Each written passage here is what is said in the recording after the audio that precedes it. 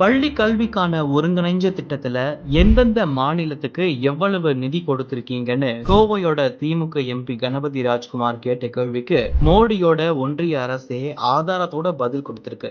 அதாவது 2024 25ஆம் கல்வியாண்டுல தமிழ்நாட்டுக்கான பள்ளி கல்வி நிதியில ஒத்த பைசாவை கூட ஒதுக்கலன்னு சொல்லியிருக்கு. அதே நேரத்துல பீகாருக்கு 4218 கோடி, மத்திய பிரதேசத்துக்கு 3435 கோடி ரூபாய்னு நிதி ஒதுக்கி இருக்கு ஒன்றிய பாஜக அரசு. இன்னும் சொல்லணும்னா நிதி இல்லாதனால எங்களால அரசு பள்ளியெல்லாம் மெயின்டைன் பண்ண முடியலன்னு கைய விரிச்ச உத்தரப்பிரதேசத்துக்கு கடந்த கல்வியாண்டுல 6265 கோடி ரூபாய் ஒதுக்கப்பட்டிருக்கு. ஆனா கல்வியில இருந்து பொருளாதாரம், சமத்துவம், சமூக நீதினு எல்லாத்துலயும் ஒன்றிய அரசோட எந்த ஒத்துழைப்பும் இல்லாம ஒத்தையா நின்னு தமிழ்நாடு சாதிச்சுட்டு இருக்கு. அதனாலதான் உயர்கல்வி சேர்க்கையில 47% இந்தியாவிலேயே தமிழ்நாடு முதன்மை மாநிலமா இருக்கு. தமிழ்நாட்டு மாணவர்களோட கல்வியை அளிக்கிறதுக்கு எல்லா வகையிலையும் முயற்சி பண்ணிட்டு இருக்கு ஒன்றிய பாஜக அரசு. இப்படிப்பட்ட ஒன்றிய அரசோட சதி செயல்களை முறியடிச்சு தமிழ்நாட்டின் மண், மொழி, மானம் காக்க நாம் அனைவரும் ஓரணியில் இணைவோம்.